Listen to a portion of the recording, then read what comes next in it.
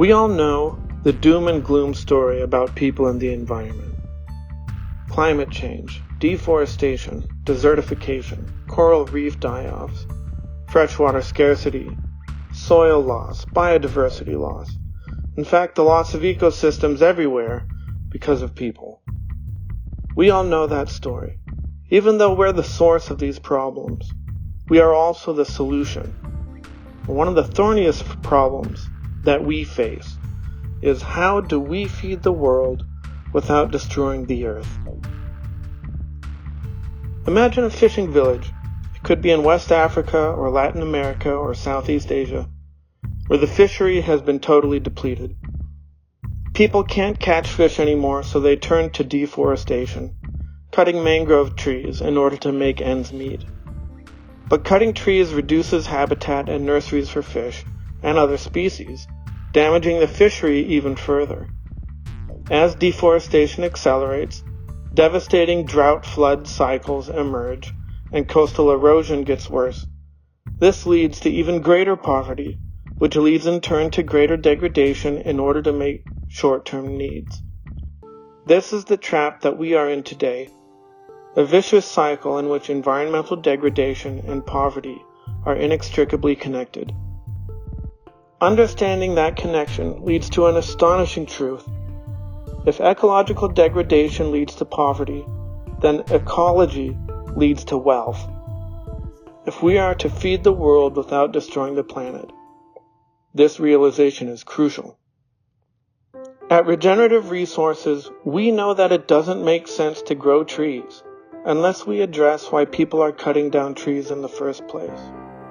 In partnership with local communities, we develop powerful nature-based solutions that approach both economy and ecology together.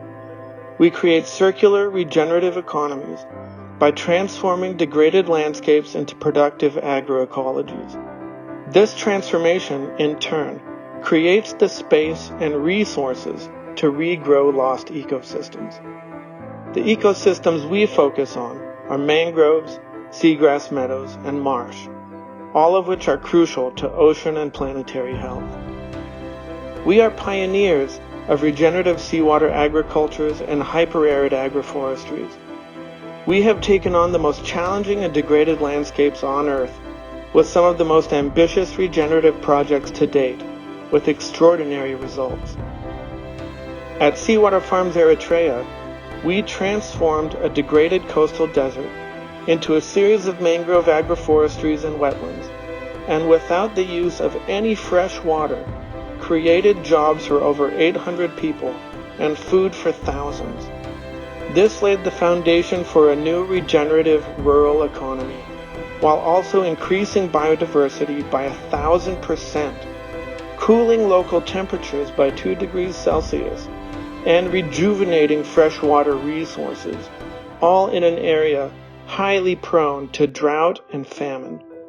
This was the first iteration of our regenerative seawater agroforestries.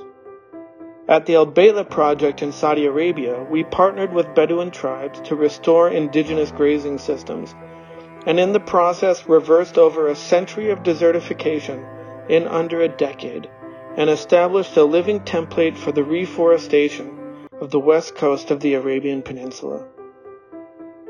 We formed Regenerative Resources with the mission to develop regenerative economies and restore degraded ecosystems in collaboration with local communities around the globe.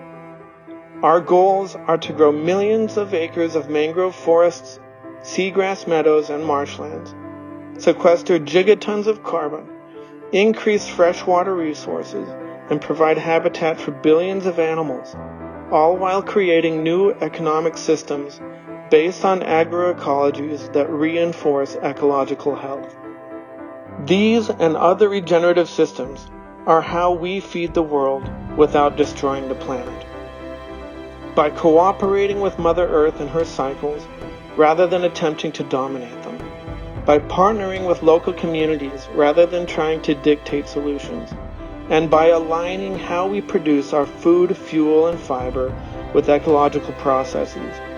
Our systems are among the most powerful solutions, not just to climate and carbon, but to poverty, famine, drought, biodiversity and habitat loss, and the rest of that doom and gloom story that we all know. Now it's time to write a new story. A story about working together to create solutions. A story about transformation, not just of lands, but of people. A story about regeneration.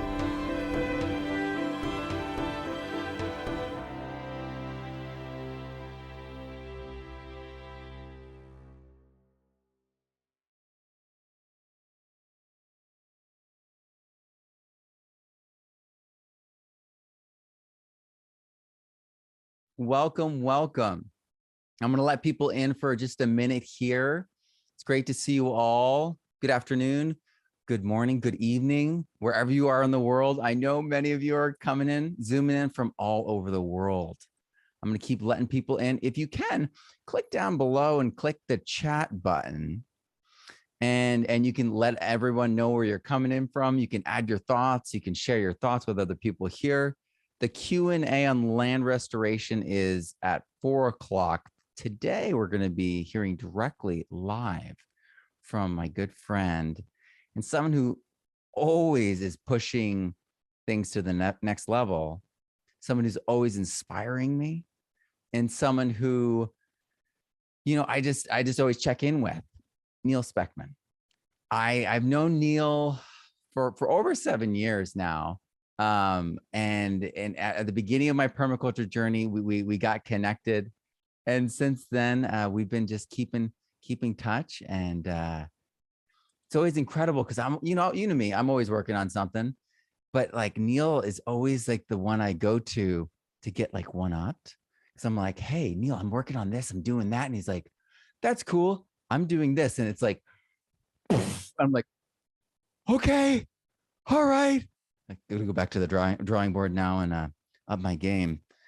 Like every single time, it is amazing. He sinks my battleship, and that's in the best way. And I think that for a lot of people, that's how they feel. They're like, this is it. This is the next level. This is the kind of energy and vision that's at the scale of the problem that we face. So I'm just so excited to introduce Neal Spackman. There's still some people getting in, but Neal, do you want to start by maybe introducing yourself, or just you can start in and I'll just focus on you this? Need to let me share screen. I think it's default disabled, and I know I don't know if I'm the only one doing live stuff, but I appreciate you letting me break the mold. But once you've enabled that, there's a bunch. All right, of stuff. let's see if it stops recording. It's still recording. We're all okay. No harm done. There we go. You control. All right. Hi everybody. I'm Neal Spackman. Is this the third year we've done Our Future, Matt? This is our second year. Yes, it is. Okay, so this is the if we do it here, then it's going to be a tradition. But I was happy to participate in this last year. It was a really good experience, and always happy to support Matt and share with the audience that he curates the things that we're up to. I've been in the regenerative development world since 2010. If you know about me, it's probably because of the work I did in Saudi Arabia as co-founder of an endeavor called the Albedo Project. And I left Albedo about 3 years ago now, just under 3 years ago. And shortly after, started a company called Regenerative Resources. And today I'm going to be sharing with you what we call regenerative seawater agriculture. This is halophytic in nature. We'll get into what that means. And hopefully you'll come away with it with something that's useful for you and something that helps you in wherever you are in your journey. I am going to be monitoring the chat, so just so that we can avoid like lots of microphones coming up, but I will be watching that so that you can, if you want to say something directly or ask a question when it's time for Q&A, that's how we'll do it. And I'm going to start by sharing a video. Before we do that, I just want to say thanks to Matt opportunity for the tireless effort you put into building the community around culture and the regenerative world and the education you do. It's been great to watch you, and I'm looking forward to see where we end up in another 7 or 8 years.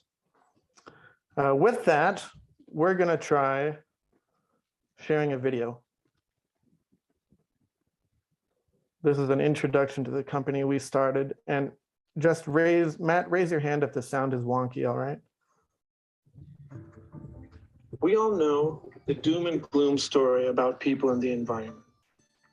Climate change, deforestation, desertification, coral reef die-offs, freshwater scarcity, soil loss, biodiversity loss. In fact, the loss of ecosystems everywhere because of people. We all know that story. Even though we're the source of these problems, we are also the solution. One of the thorniest problems that we face is how do we feed the world without destroying the earth? Imagine a fishing village. It could be in West Africa or Latin America or Southeast Asia, where the fishery has been totally depleted. People can't catch fish anymore, so they turn to deforestation, cutting mangrove trees in order to make ends meet. But cutting trees reduces habitat and nurseries for species, damaging the fishery even further. Deforestation accelerates, devastating drought flood cycles emerge, and coastal erosion gets worse. This leads to even greater poverty, which leads in turn to greater degradation in order to meet short-term needs. This is the trap that we are in today, a vicious cycle in which environmental degradation and poverty are inextricably connected. Understanding that connection leads to an astonishing truth. If ecological degradation leads to poverty, then ecology leads to wealth. If we are to feed the world without destroying the planet, this realization is crucial.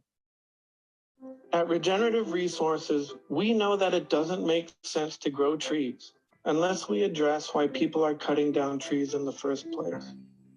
In partnership with local communities, we develop powerful nature-based solutions that approach both economy and ecology together. We create circular regenerative economies by transforming degraded landscapes into productive agroecologies. This transformation, in turn, creates the space and resources to regrow lost ecosystems. The ecosystems we focus on are mangroves, seagrass meadows, and marsh, all of which are crucial to ocean and planetary health. We are pioneers of regenerative seawater agricultures and hyper-arid agroforestries. We have taken on the most challenging and degraded landscapes on Earth with some of the most ambitious regenerative projects to date, with extraordinary results. At Seawater Farms Eritrea, we transformed a degraded coastal desert into a series of mangrove agroforestries and wetlands, and without the use of any fresh water, created jobs for over 800 people and food for thousands. This laid the foundation for a new regenerative rural economy, while also increasing biodiversity by 1,000%, cooling local temperatures by 2 degrees Celsius, and rejuvenating freshwater resources, all in an area highly prone to drought and famine. This was the first iteration of our regenerative seawater agroforestries. At the Albedo project in Saudi Arabia, we partnered with Bedouin tribes to restore indigenous grazing systems, and in the process reversed over a century of desertification in under a decade, and established a living template for the reforestation of the west coast of the Arabian Peninsula. We formed Regenerative Resources with the mission to develop regenerative economies and restore degraded ecosystems in collaboration with local communities around the globe. Our goals are to grow millions of acres of mangrove forests, seagrass meadows, and marshlands, sequester gigatons of carbon, increase freshwater resources, and provide habitat for billions of animals, all while creating new economic systems based on agroecologies that reinforce ecological health. These and other regenerative systems are how we feed the world without destroying the planet. By cooperating with Mother Earth and her cycles, rather than attempting to dominate them. By partnering with local communities rather than trying to dictate solutions. And by aligning how we produce our food, fuel, and fiber with ecological processes. Our systems are among the most powerful solutions, not just to climate and carbon, but to poverty, famine, drought, biodiversity and habitat loss, and the rest of that doom and gloom story that we all know. Now it's time to write a new story. A story about working together to create solutions. A story about transformation, not just of lands, but of people. A story about regeneration.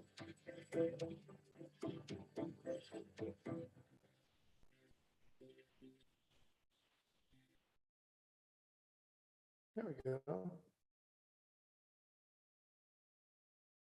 Is that all right, Matt? Did that look? All right. So that's kind of an intro video that's available on YouTube if you want to see it again. But what I want to talk to you today about is regenerative seawater agricultures and what that is and how that works. Kim, do you want to say hi? I'm in the middle of a presentation. Say hi to everybody. Okay, now I need you to get out.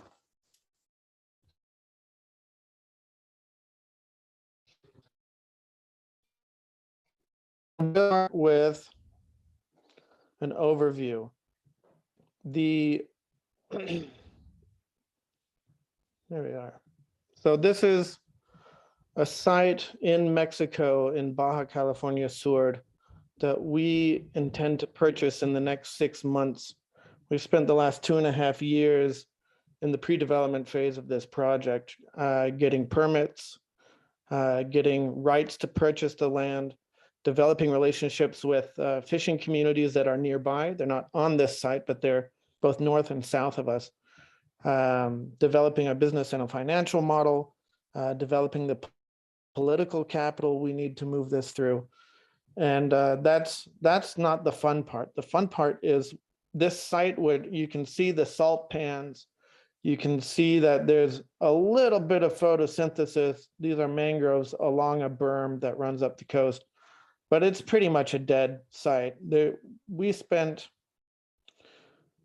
our whole team has spent weeks here, and the only animals we ever see are vultures and coyotes, and they're not stopping by, they're passing through. This is what we're going to turn that into. This is a regenerative seawater agriculture system that has a number of different components and a number of different systems that kind of form a cohesive whole.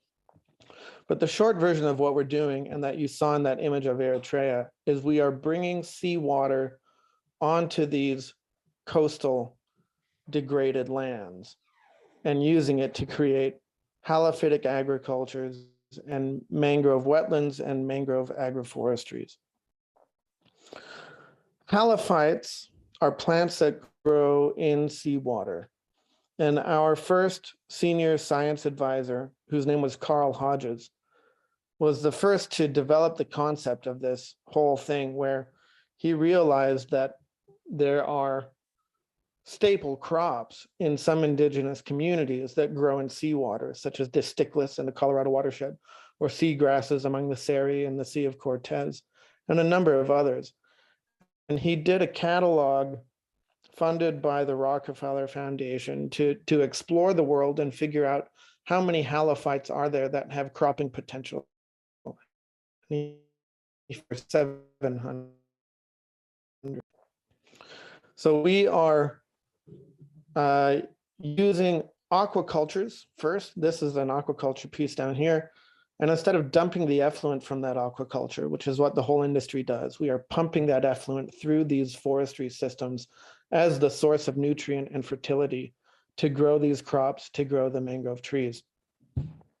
And that's kind of the first step is we create seawater canals and rivers, and we get that seawater onto the land. We bring it onto the landscape. And this is very counterintuitive. Usually when we show this to people, they say, okay, and how much does the desalination cost?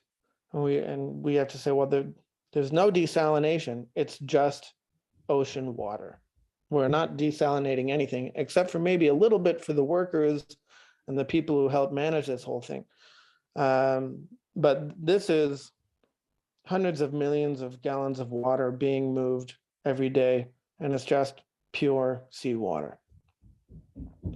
After the aquacultures, that gives us a very nutrient-dense effluent, which in turn feeds coppice systems, algae systems, and mangrove alley crops, where we grow alleys of mangrove trees.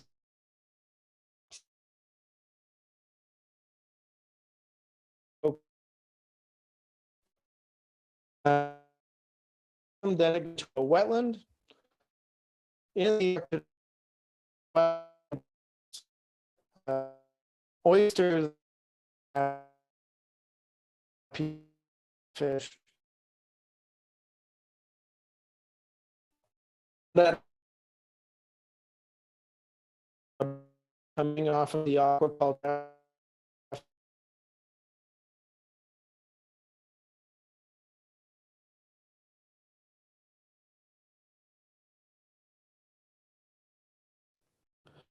Matt, how long was I out? I saw a thing that just said connecting in a circle. Yeah, so it was about a minute.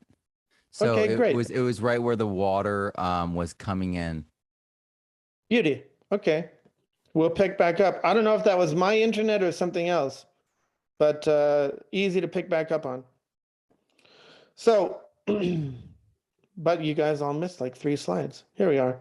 So that effluent, after creating these canals and these rivers of seawater moving in, we use aquacultures that are pretty standard aquacultures, and the effluent is pumped through that whole system as the source of nutrient, right? Because on these landscapes, there's no fresh water, there's zero soil organic matter, there's zero soil carbon, there's definitely not any phosphorus or nitrogen or potassium or calcium.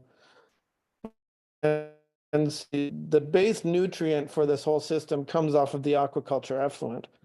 In a typical aquaculture industry, they're just dumping that effluent into the ocean and contributing to. But for us, that's kind of the fertility engine for the whole thing.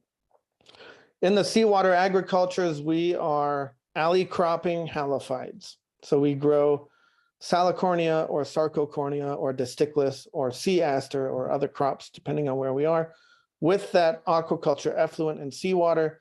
And it's alley crop of trees form and pest management backbone.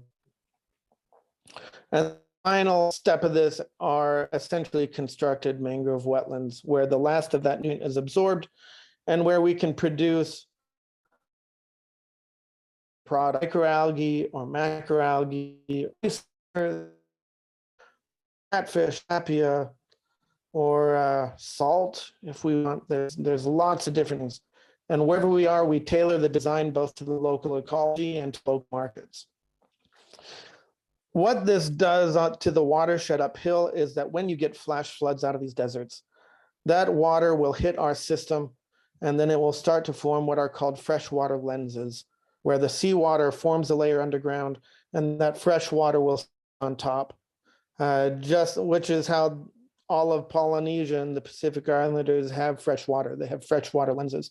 So this actually starts to restore freshwater aquifers higher up in the watershed as a positive externality of the seawater system. So this is no waste, and it's circular. My favorite part of the whole thing is that the aquacultures grow the forestry, and we have, this is some of the proprietary stuff that we are working on, but we have aquaculture feeds that we can develop off of the forest. So the aquaculture grows the forest and the forest feeds the aquaculture in a totally closed loop, regenerative, zero waste system. This is revolutionary when it comes to the aquaculture world. In most aquacultures, their operating cost is 60% feed. 50 to 60% feed is the operating cost of a typical aquaculture. We're doing our own feed off of the waste of the aquacultures, which is pretty cool. Here are some of the things that we have produced in former iterations. And there's a lot more than this. Typically, though, we're going to have 4 or 5 anchor products off of each system that have a strong market and that we know that we can sell either locally or through export. And then here's some of the application that I'm really excited about. One of our products is animal fodder. And the fact that we can grow animal fodder without any fresh water use whatsoever is a game changer in places like the Horn of Africa or the Red Sea region, where you have lots of pastoral peoples who are subject to famine because of drought. This is a drought-proof system because we don't care if it ever rains. Our whole system runs on seawater, and that is an infinite resource that will never run out. So this has massive implications for drought-prone and famine-prone arid countries that have a coastline. And in fact, if I had a spare $1 million, I would send a task force to Madagascar right now, and they could start teaching people how to grow food with seawater, and it would have a direct impact on the famine that's happening in Madagascar.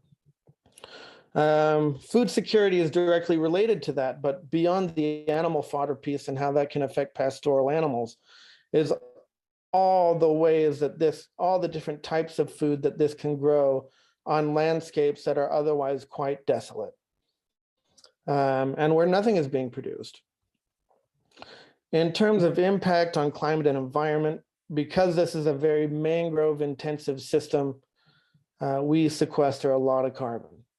We currently, in our pipeline of projects, have the capacity to grow 100 million mangroves. And just those on their own, net of all the other development work, will probably sequester 15 million tons of carbon. On top of that, in Eritrea, we had a 1,000% increase in bird biodiversity. And then you have all the ecosystem services of reestablishing mangrove forests on a coastal area, whether that's protection from hurricanes, to an ability to adapt to sea level rise, to protection from storm surges and, monsoon winds and all of that kind of stuff. So beyond the actual value of the products that come off of this, the ecosystem services are significant. Neal, real quick, can you let in the waiting room? Oh, do I do that? Yes. Yeah. Let's let everybody in. Thanks. Everybody gets to see everyone being let in. Here we go. Is that everyone? That might be, oh, there's more popping up, Matt.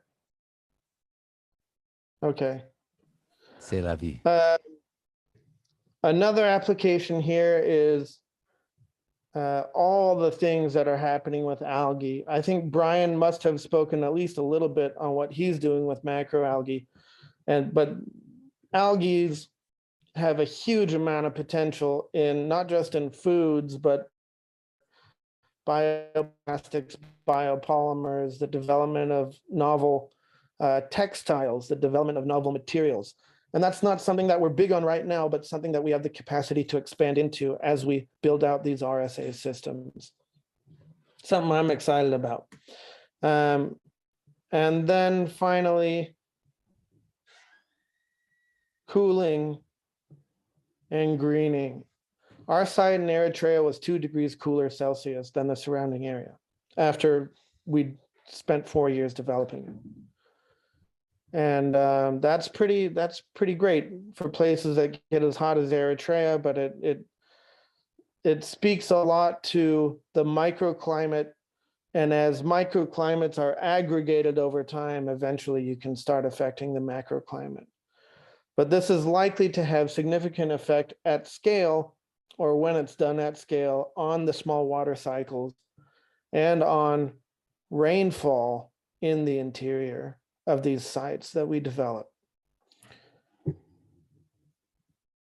Here is one of the places where we're wanting to deploy this. This is actually in southern Spain, where there's a very salty river called the Guadalquivir. And in this region, this used to be the biggest rice producing region of Spain. And now rice producers have had their production fall by 50%.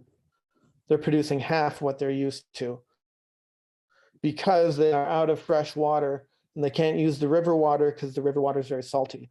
So this is a degraded rice farm that we may be acquiring in the next 12 to 18 months.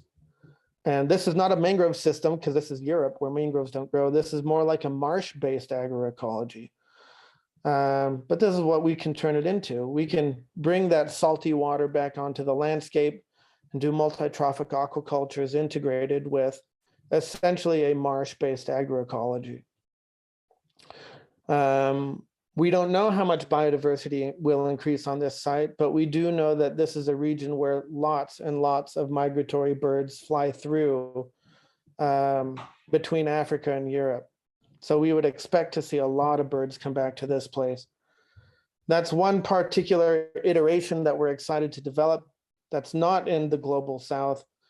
And then I've already talked you through this one where this used to be a shrimp farm, highly degraded, highly dilapidated, extremely saline soils where normal plants will not grow, but we can convert that into a productive system that has benefits to local peoples, that has benefits to climate, that has benefits to biodiversity, and that is a regenerative circular zero waste system that depends on an infinite resource, which is seawater. So that is a very brief overview of what we're up to at Regenerative Resources. Fundamentally, we look for highly degraded coastal landscapes. We acquire them either by purchase or long-term lease or by partnering with local communities, depending on what kind of action the context would demand for. We transform those lands into productive agroecologies and we commercialize the outputs of that. That's fundamentally what we do. We're starting out on, less than 15,000 hectares, but there are 15 million hectares globally where this system could be deployed to solve a whole lot of problems. And that's kind of what we're not shooting for 15 million acres, but we do want to grow significantly and heal as much earth as we can. And with that, I'm going to stop sharing and we're going to have a conversation. So I'm admitting the next three people and let's chat. Yeah, absolutely. Do you want me to feed you some questions? Sure. All right. So just remember, everyone, put all caps question before you write your question so I can more easily find it. And yeah, let's get to it. I see a lot of questions. I see a lot of people really excited. I see people that are inspired and hopeful because of this information. They see how much change can happen, how more change can happen on the coast and in the ocean, they've seen this week, and can happen on land, even though incredible things can happen on land. It's just, and it's also a space we never even considered. So it's like, not only is it something we never considered, it's even more powerful than we ever even thought possible. So it's something that, gets me really excited. And when I heard that you were focusing on this after Albedo, I just got so excited because it's like the coast. I mean, that's the ultimate edge environment. It is the edge. It's one of the most important edges there is. And no one else is addressing it. So I just am so excited about that. So here's that first question.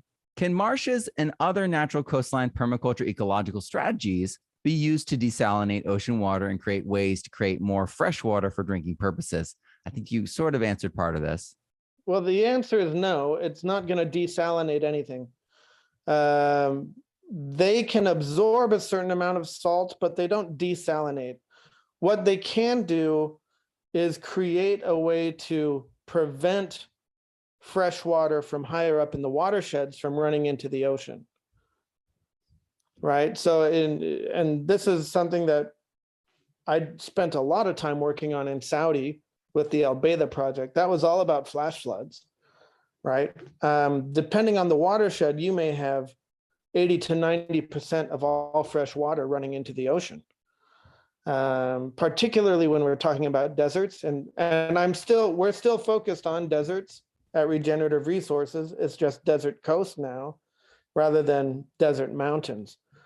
And so, uphill of that site in Mexico, actually, I don't think it's the same watershed because they're to the side a bit, but we met with a community of citrus growers a year and a half ago, and they I don't know who told them about us, but they met us in the road and like stopped us and said, "We heard you guys deal with degraded land and help farmers who don't have water anymore. We are out of water and all our citrus is dying. What can we do?" And we sat with that community for a little bit. We didn't spend too much time with them, but uphill from us, if we were in the same watershed as them, we would start refilling the aquifers that their citrus depends on.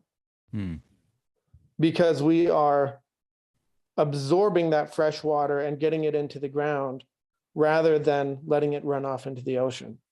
So that's an externality of the system, but it's one that has significant impact on the rest of the watershed. So it's not that they can desalinate, but these kinds of systems can help increase freshwater resources.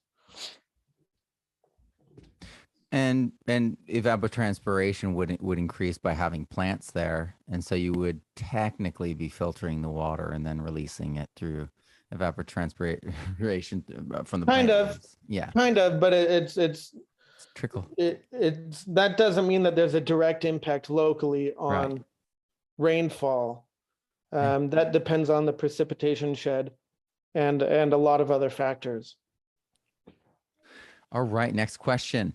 How do you fight back or avoid toxic algae or algae blooms In the ocean? In these situations? Who's asking that question? Let's clarify.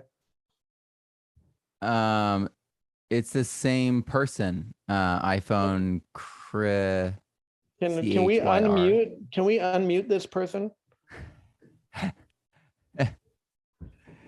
I'm not in control. Oh, okay, hold on. It's from iPhone. They're there. Oh. Yeah, I'm here. My name's Ethan Guy, and I'm from Austin, Texas. And Hi, this question Ethan. is for howdy. The question that I'm asking about toxic algae and algae blooms that do have toxic levels that both kill fish in those vicinities, both in fresh and ocean waters. What can we do to decrease those levels of those algae blooms? So those algae blooms in general are caused by agricultural runoff, where you've got your nitrogen and your phosphorus fertilizers running off of farms and into the riparian zones, and then they collect in a delta or in a gulf.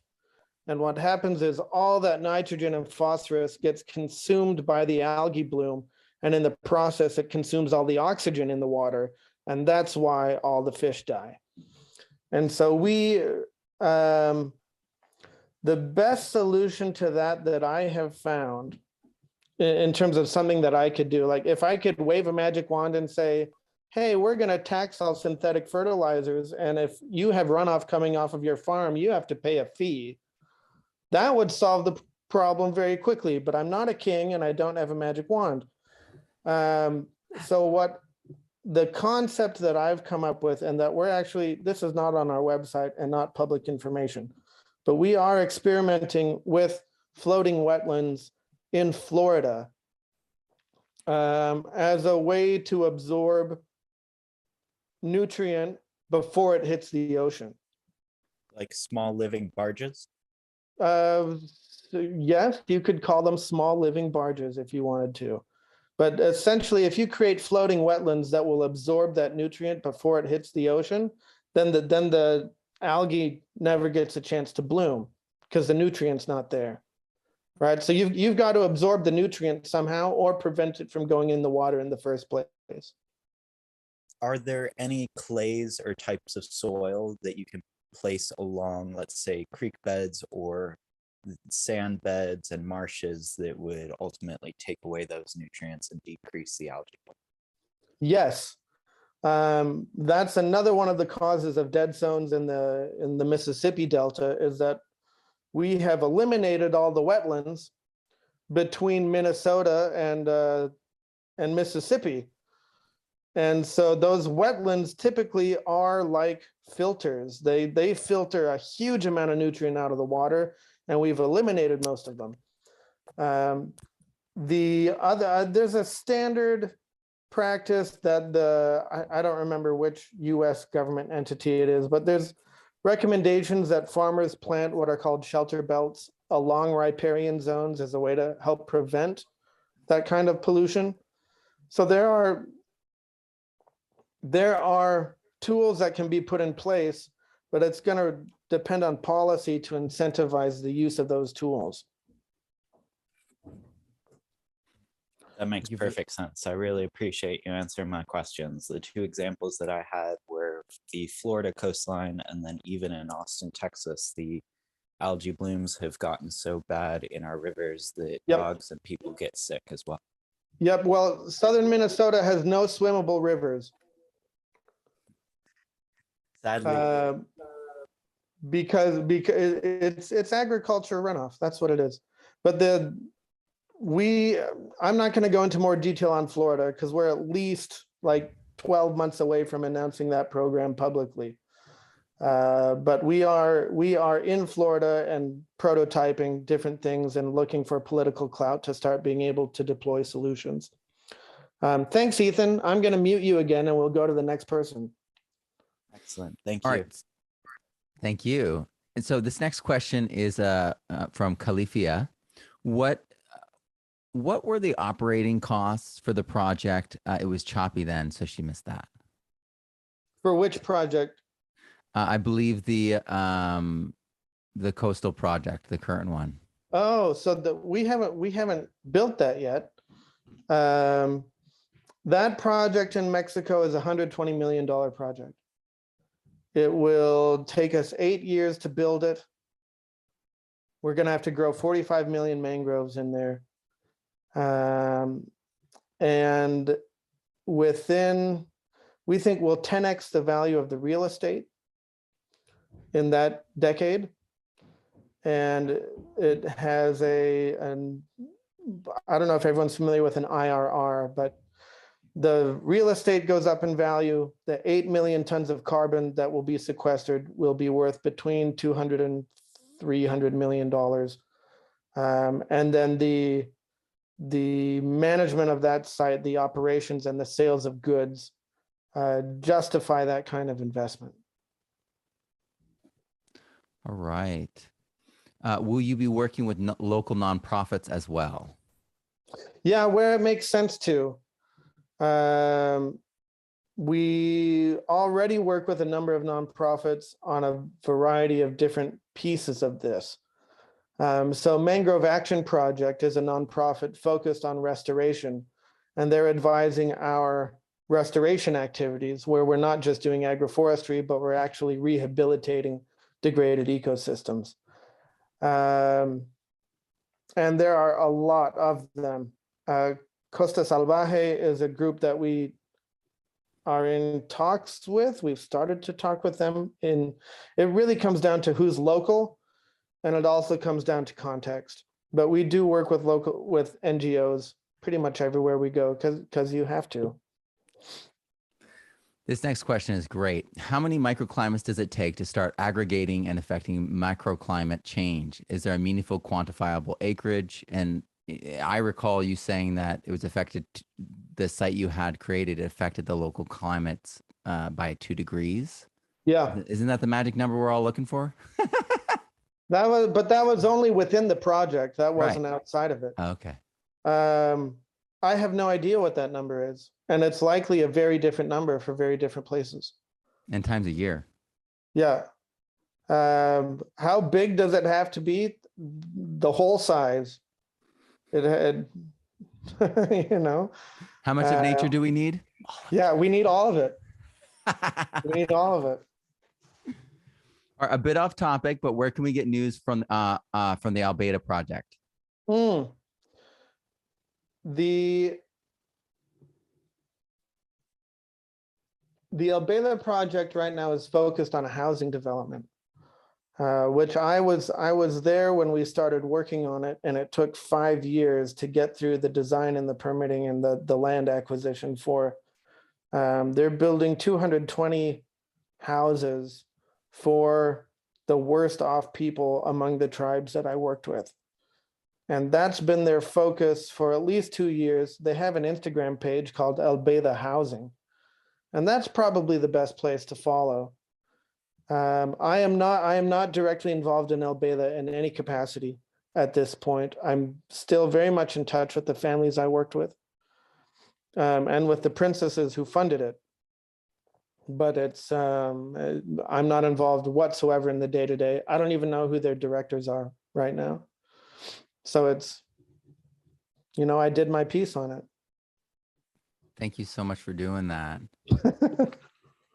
So I'm gonna cut us short so that we have time to refresh, relax for a moment before we begin the next hour, because you're on the next hour too. Yes, I am. I mean, I can talk all the way until Zach comes up if we want. Well, they're two different Zoom rooms. Oh, okay. And I'm gonna need a minute. I'm gonna get some green juice in me. I'm gonna like refresh, jump around and stuff so that I'm ready. Cool. But there's one final question, which I think is apropos. What is your contact information? Where can we learn more? How can we get involved? How can we promote what you're doing?